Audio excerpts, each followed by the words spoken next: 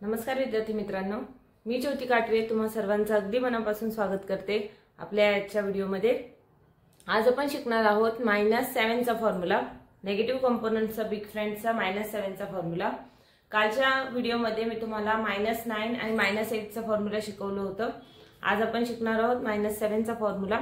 -7 चा फॉर्म्युला आहे -10 + 3।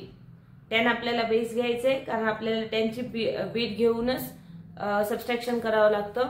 त्यामुळे -7 चा फॉर्म्युला आहे -10 हे मायनस करणार आणि +3 आपल्याला 3 ऍड करायचे। ओके, चला तर मग काही क्वेश्चन्सच्या थ्रू आपण हे फॉर्म्युला समजून घेऊया।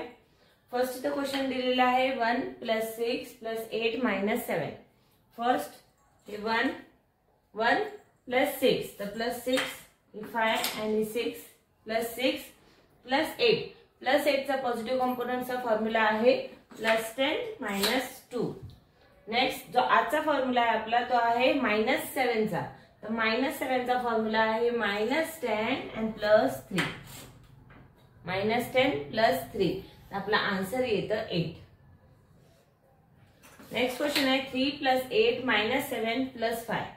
फर्स्ट हे 3 + 8 +8 चा फॉर्म्युला आहे +10 - 2। हे पॉझिटिव्ह कंपोनेंटचा फॉर्म्युला आहे। आजचा फॉर्म्युला आहे नेगेटिव्ह कंपोनेंटचा -7 चा।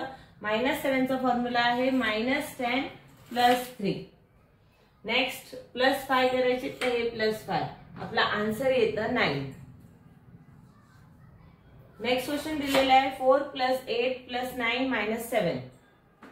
4 + 8 +8 चा फॉर्म्युला आहे +10 - 2 +9 चा फॉर्म्युला आहे +10 - 1। हे मागे शिकवलेले पॉझिटिव्ह कंपोनेंटचे फॉर्म्युले आहेत। आजचा जो फॉर्म्युला आहे तो -7 चा। -7 चा फॉर्म्युला आहे -10 आणि +3 तर आपला आन्सर येतं 14। आहे की नाही हे सोपं? कॅल्क्युलेशन करणं अबॅकस टूलवर खूपच इझी होतं जर आपण फॉर्म्युले समजून घेतले तर। या फॉर्म्युल्याशी संबंधित मी व्हिडिओही अपलोड केलेला आहे चॅनलवर, नक्की तो व्हिडिओ एक वेळा व्हिजिट करा। तुम्ही व्हिडिओ पूर्ण पहा जेणेकरून तुम्हाला हा फॉर्म्युला पूर्णपणे समजेल। हे मी शॉर्ट मध्ये दिलेलं आहे।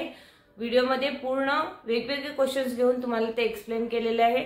त्याचबरोबर आपल्या क्लासेसचे न्यू बॅचेसही मे महिन्यामध्ये स्टार्ट होत आहेत। जर तुम्हाला कोणाला ऑनलाईन किंवा ऑफलाईन क्लासेस जॉईन करायचे असतील तर तुम्ही नक्की संपर्क साधा, कमेंट करू शकता। कमेंटचे तुम्हाला उत्तर दिलं जाईल, तुम्हाला पूर्ण डिटेल्स पाठवले जातील। ओके, आजच्यासाठी प्रॅक्टिस करत रहा -7 च्या फॉर्म्युल्याची। धन्यवाद।